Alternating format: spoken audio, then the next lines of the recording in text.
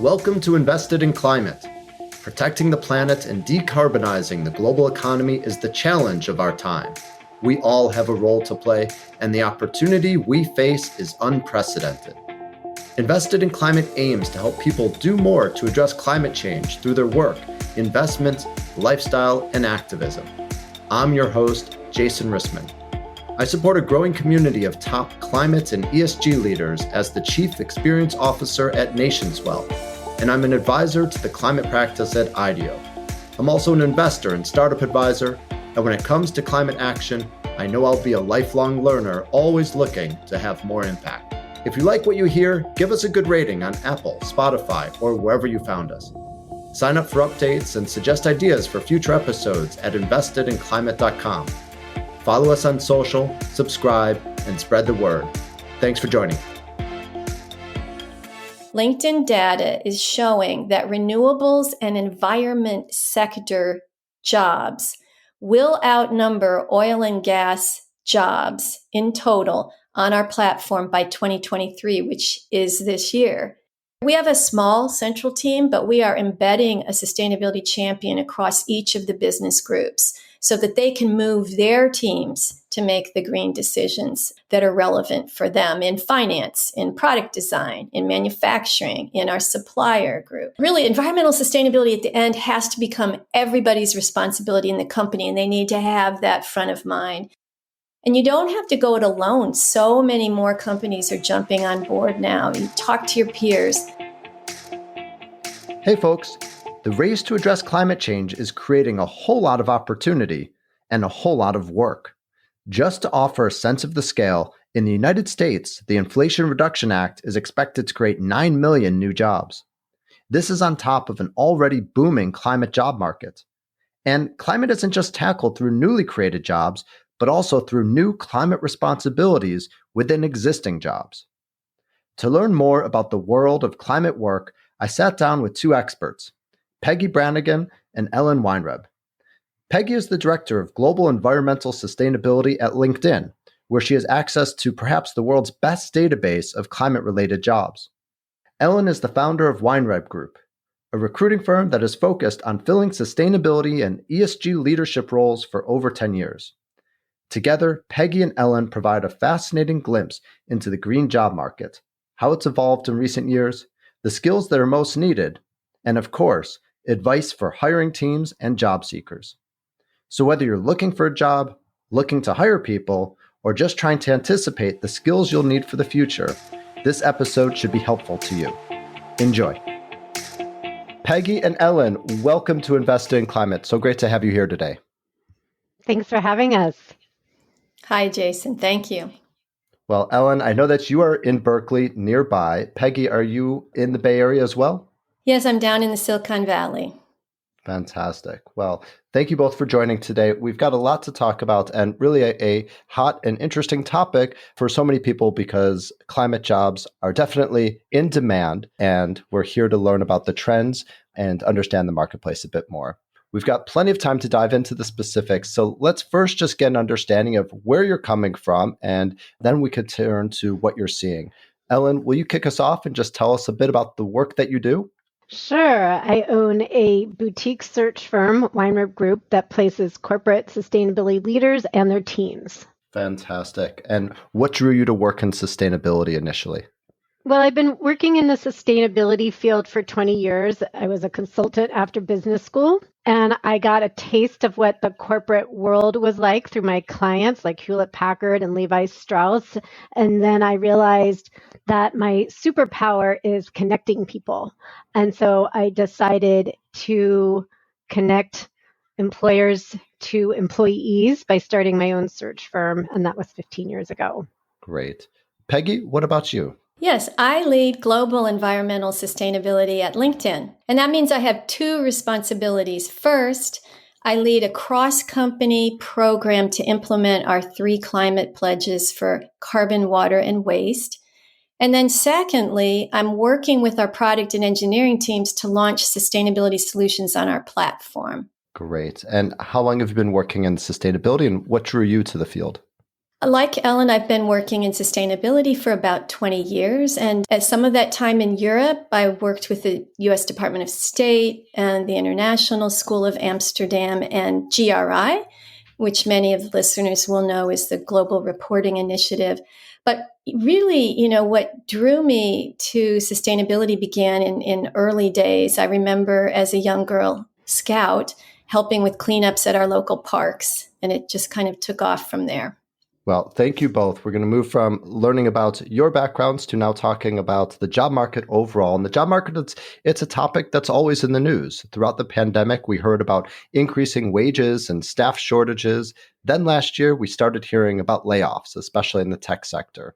That's the broader sort of macro context. For our conversation today, we're going to, of course, focus on climate jobs. Peggy, LinkedIn has perhaps more data and better data on the job market than any other company that I can think of. And you regularly scrutinize that data and publish reports based off of what you're learning. Before we get into the specifics for climate, help us first just understand what LinkedIn calls the economic graph. What kind of data do you use? And more broadly, what's the value you hope to create by sharing this data? Yeah, LinkedIn's economic graph is a digital view of the entire global economy. It's based on anonymized data from LinkedIn's 900 million members, which probably includes the three of us, and all the millions of job postings and company profiles and other information that's on our site.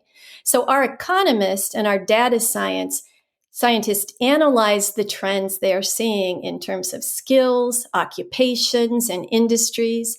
They can benchmark trends and they can compare labor markets across the world. And what do we do with this data? We help government and business leaders use these real-time data insights to inform their policy decisions and to prepare their global workforces for these jobs that we see are evolving into the future.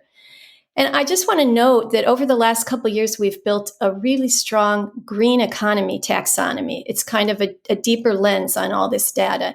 And our economic graph team is sharing insights now about how the whole global economy is transitioning toward greater sustainability. That's the really good news. And these insights can help our customers and members, professionals, stay current and know what's important in terms of being marketable. And they can share their own work in progress on our platform. Thanks, Peggy. So without building up much more suspense, let's dive into some of the details and better understand the climate job market. And you mentioned that there's an ongoing growth of the need for green skills. But how has this changed in recent years and what does it look like today? Well, I'm so excited to share this with all of you because I personally find it very encouraging. What the data is showing us is that many industries are adding new types of green jobs, but we're also seeing increasing requirements for green skills for existing type of jobs. So as a result, we're seeing growth in both traditional green job categories and in what we call the greening of other functions. And just to dive a little deeper into that, our data shows that the sectors with the biggest demand for green skills globally right now are corporate services. That could include accounting, finance, reporting, marketing services, etc., manufacturing, energy and mining, public administration, and construction. So you can really see just by that list of the top skills that it really cuts across a whole bunch of different industry groups. Fantastic to see that it really is a broad section of the economy ranging from corporate services to construction. But then what are the skills or what are the actual roles that you're seeing and that companies are looking for? We kind of break that out into two types of roles when we talk about green. The first is traditional roles like mine, traditional green roles that have grown the fastest in the past 5 years. And it's been over 25% growth, are environmental health and safety, all kinds of levels of specialist to head of the group, sustainability manager, and energy manager. But then when we widen our scope, we see that the fastest growing greening jobs, also growing at a rate of about 25%, include director of public works and power generation engineer, extension agent, thermal engineer, and processing engineering manager. So you can see many of those tie to infrastructure and agriculture. One other important signal I really do want to call out here that our data shows.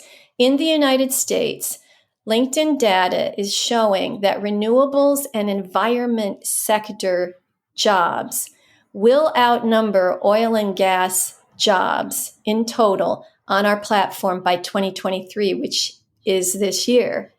And that's based on the fact that in the last 5 years, the number of renewables and environment jobs in the United States has increased by 237%, which is massive, in stark contrast to the 19% increase for oil and gas jobs. Wow, that is a strong signal and definitely paints the picture of the future that we want to live in.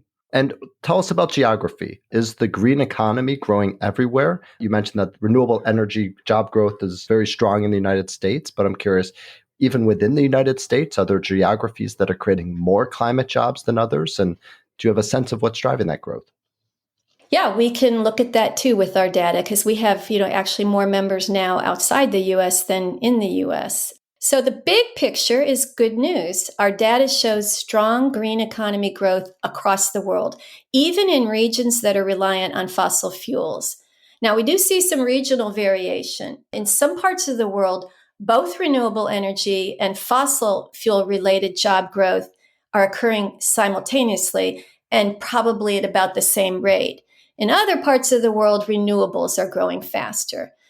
And then the types of green jobs will vary by industry. Now, because it's often connected to the industries that are already in that place, in that geography. So, for example, electric vehicle skills grew most in areas that were highly concentrated already with robust automotive manufacturing presence.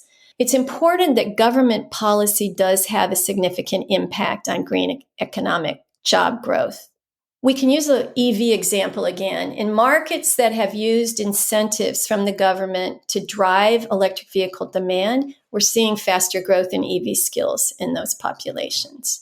Great. And presumably, we'll start seeing the impact of things like the Inflation Reduction Act, which I know there's been accounting that shows that it will create millions of jobs over the next decade. And I'm sure at the state level, you also see that as well in the United States. Yeah, and the growth in climate jobs continued strong year over year, even though during the pandemic, our platform saw a general dip in hiring, but not a dip in climate jobs.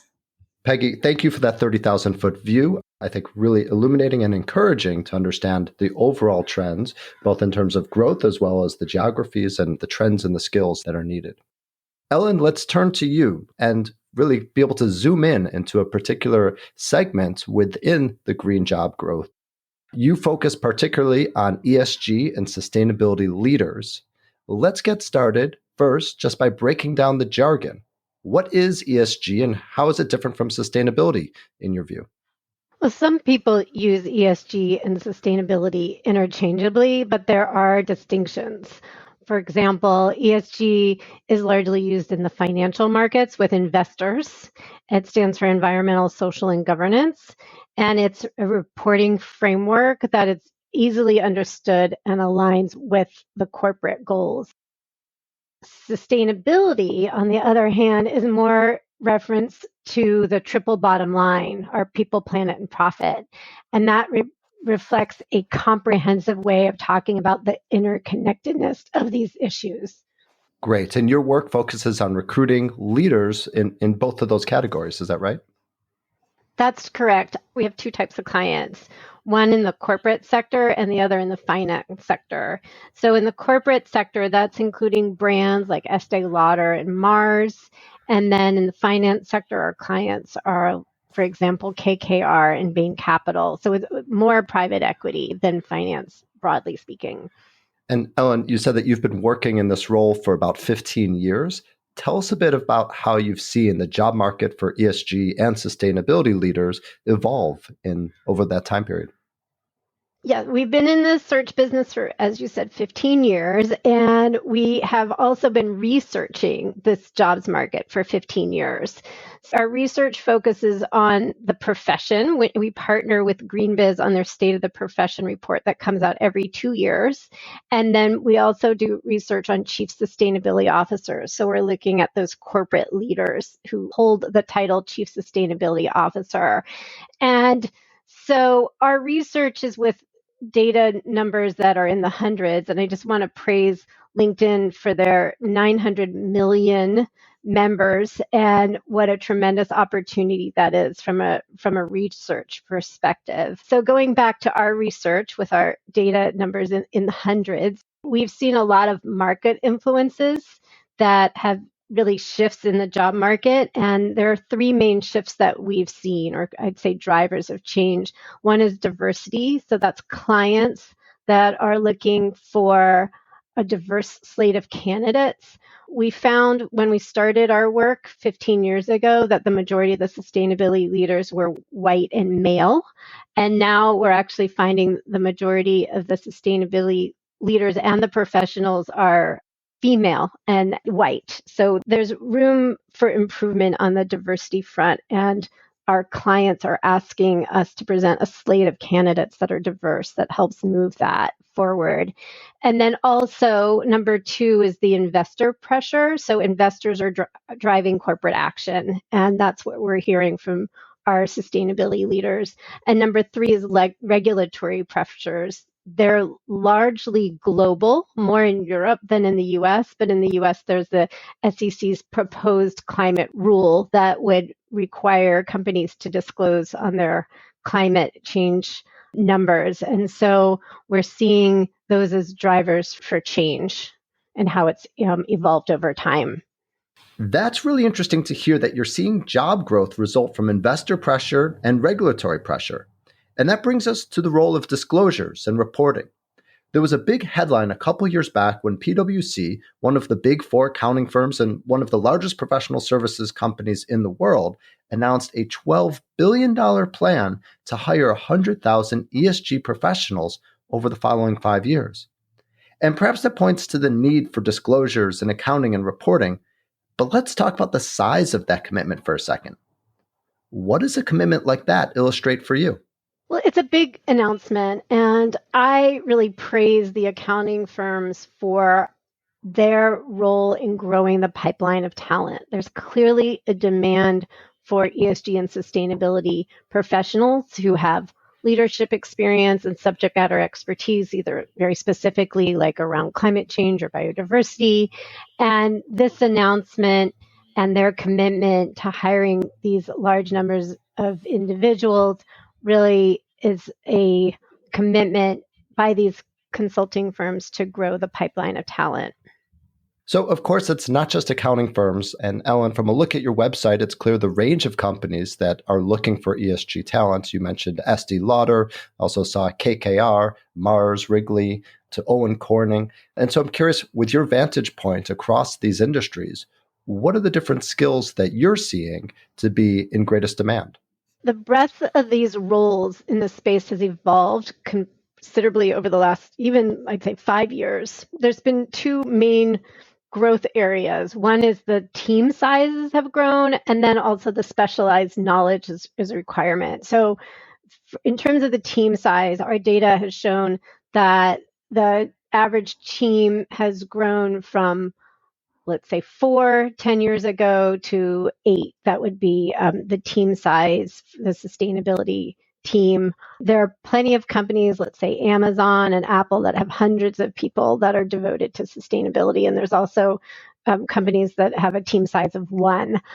And then also the specialized knowledge is now required, and our clients are asking us to do searches that are very specific. So they're asking for, let's say, climate change or biodiversity, as I had shared before. And it has to, or packaging, sustainable packaging, and also legal and compliance are all specializations. So it used to be that companies and our clients wanted sustainability generalists, and now they really need these specialists. Thanks, Ellen. Peggy, skills are something that your data covers, and you gave a high level view of it before, but let's go a level deeper. According to LinkedIn's data, what skills are most sought after for climate work today? Is it specialist skills like Ellen was just describing, or more generalist skills? Yeah, so moving beyond the scope of Ellen's work with, sustainability focused jobs, what we see on our platform is that most green skills across the platform are being used in jobs that aren't traditionally thought of as green. So there's growth in both areas, but it's not just, sustainability experts or teams or solar panel installers or wind turbine technicians. It's across the board. It's fleet managers, data scientists, healthcare workers. And in the same vein, the fastest growing green skills across the board on our platform are in ecosystem management, environmental policy, and pollution prevention.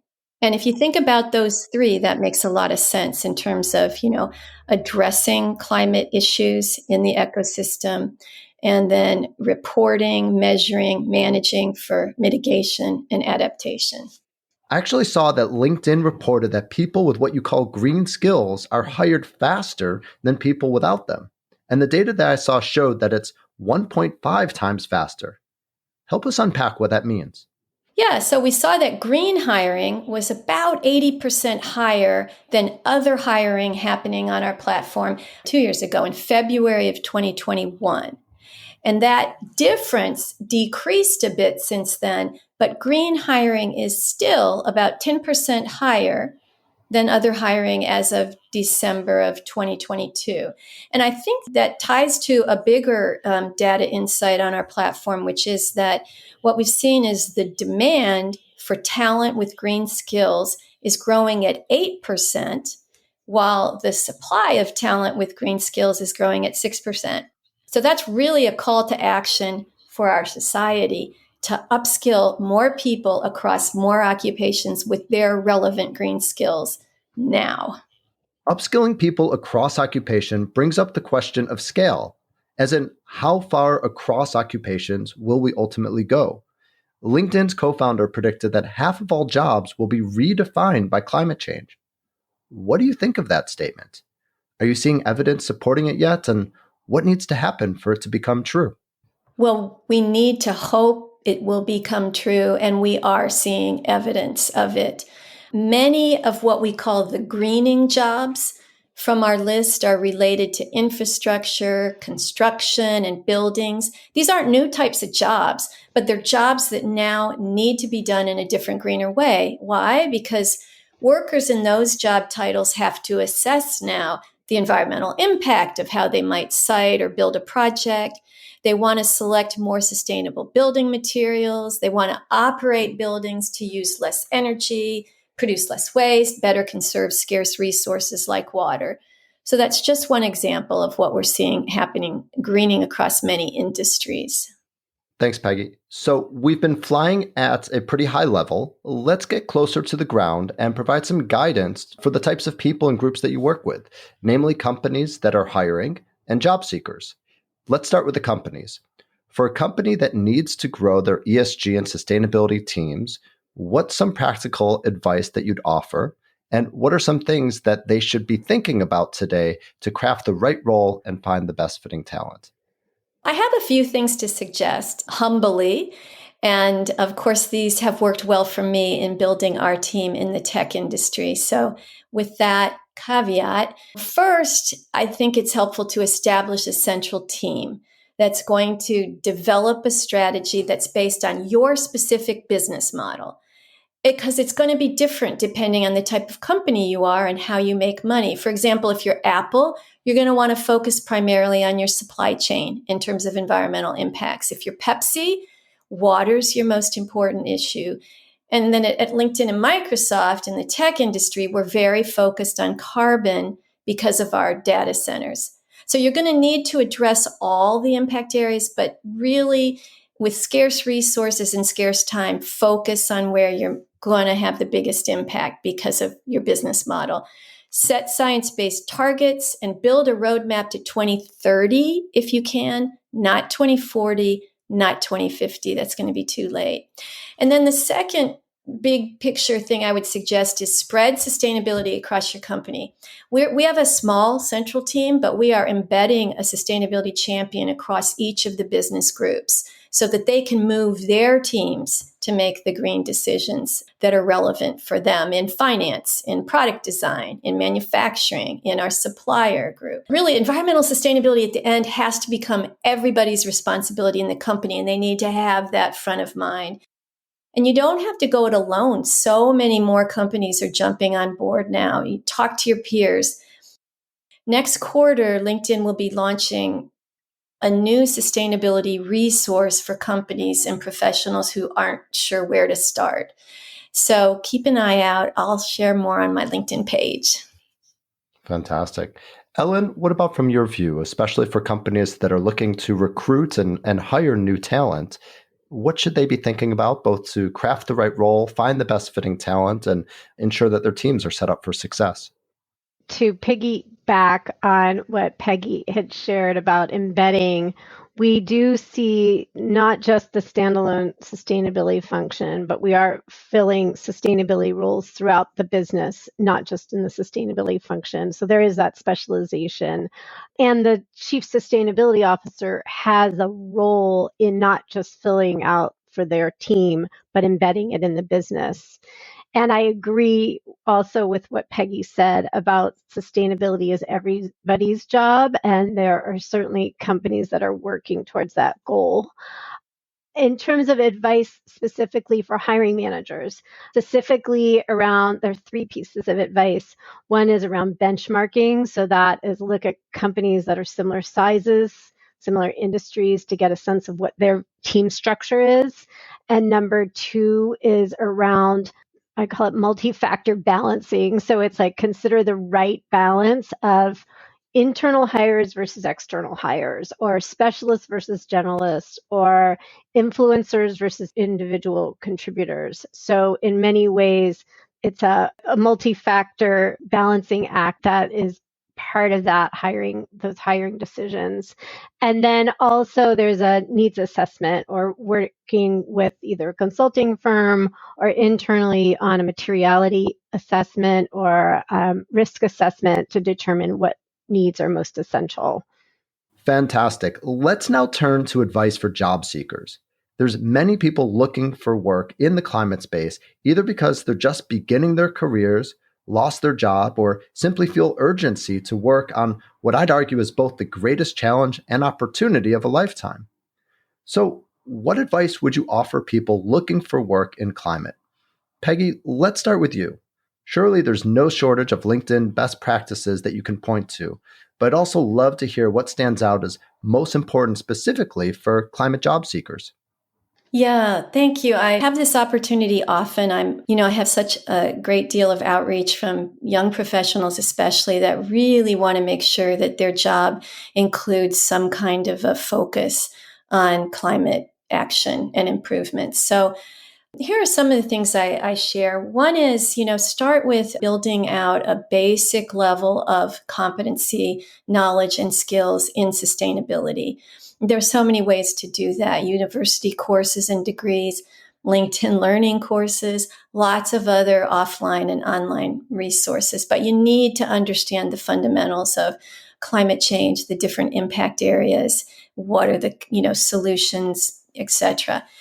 But then beyond that, really, it's such a broad range of opportunities. There's room for everybody. So second thing is, what is your superpower? Where are you going to engage in this climate activity? Are you going to be the MBA building the business case, managing a portfolio of different investments? Are you going to apply your science background to help with the reporting or to help build solutions? Or equally important, are you going to be the person that's a very good communicator and you're going to tell the stories and change people's minds and hearts and get more people on board? So that's one thing. I think two key skills to build and to be able to demonstrate success in that are core to this job. One is being a change maker, and the second is being a relationship and partnership manager, because you're going to find wherever you end up in the organization that you'll have less authority, less budget, less people than you need. And so you have to be able to, identify the most strategic win-wins that can, move you and the people you're trying to collaborate with along, and, be an authentic partner. And then I would say, and you can do that with volunteer work, nonprofits, community groups. You can subscribe to the Green Biz newsletters, participate in free events. There's so many ways to build out your experience. There is one tool that we launched on LinkedIn in April last year called the Green Jobs Collection.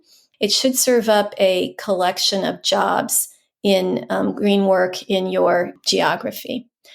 And then just good luck. I think that the data I've shared has shown that there's growing opportunity and we need everybody to get on board. Peggy, I would like to rewind just for a second because you mentioned one of the capabilities that you think is important for these growing climate jobs is being a change maker. And that's a term that's used in lots of different ways. So I'd love to just hear how you intended it, and particularly for jobs either with existing traditional companies or for new companies entering the space. Right. I mean, by definition, if you have a sustainability role, you are asking people within your organization to change, to move away from business as usual, and to set different goals to include sustainability as a priority when they're making decisions, to change the way you measure success in the company. You kind of have it compelling you from both directions. One is from, the external players that provide information about what are best practices, what should your organization be doing. And then you have to turn around and kind of find ways to implement that and evolve your company and enable the company itself and then the individuals in their roles to transform so that one of their priorities now becomes taking climate action. And that's hard. That's very hard. And you have to do that through a combination of building authentic relationships where you show the stakeholders you understand the challenges that you're presenting to them, but there can be wins for them as well. And then you have to be able to communicate that up to senior leadership so that they change policies, change compensation systems, change the way they talk about their brand. It's all about change. Thank you, Peggy. I love that you're highlighting how sustainability roles are really about transforming organizations and how hard that is. I've seen this personally. It's central to the work I was helping lead and am now advising at IDEO, focusing on the need for organizational change amidst the climate era. And it's very much what my new role at NationsWell is all about, recognizing how sustainability and climate leaders have so much on their shoulders without a playbook and often without community and the support they need. So your points really resonate deeply with me. Ellen, let's come back to you. For the types of roles that you're filling, what advice do you have for job seekers? How should they dial up their qualifications and also increase their chance of getting noticed by recruiters?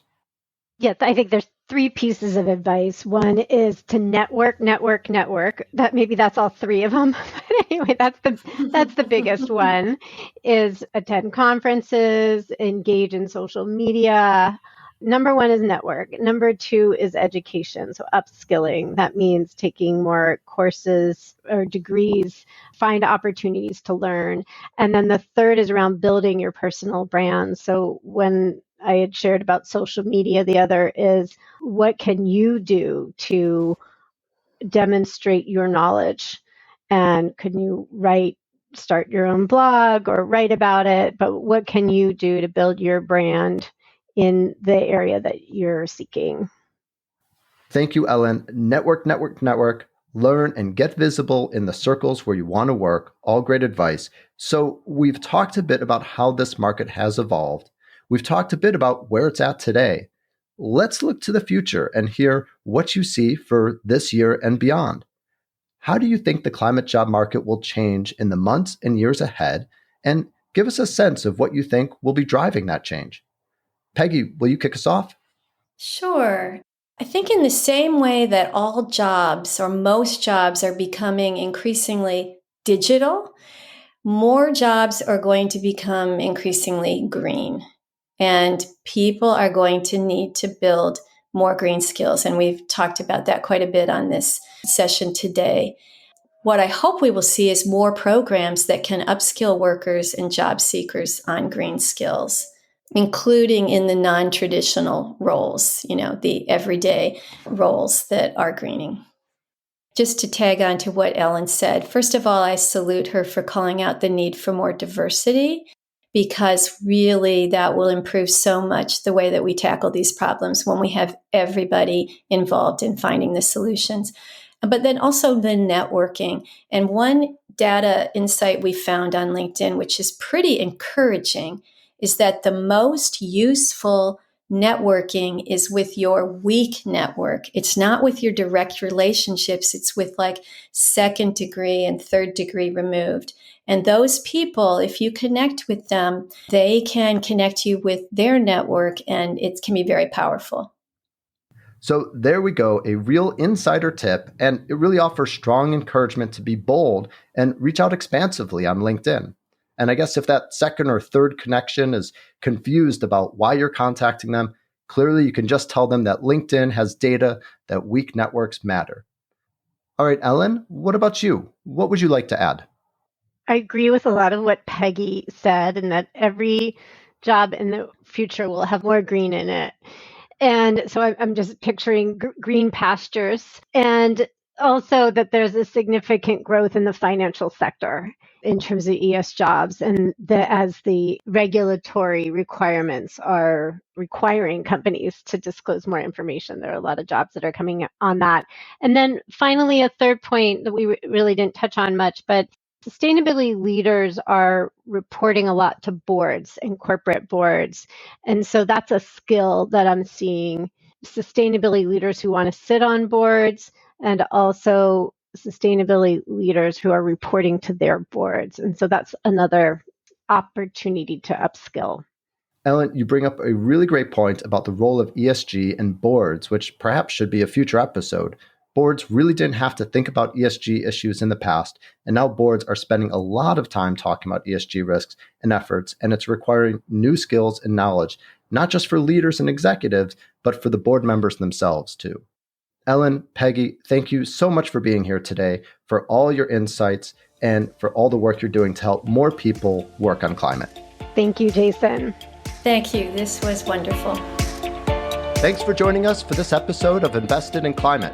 Please remember to rate us on Apple, Spotify, or Google. Find show notes, sign up for updates, get in touch, and visualize your climate action at investedinclimate.com. This podcast is for informational and entertainment purposes only and does not constitute financial, accounting, or legal advice. Thanks again.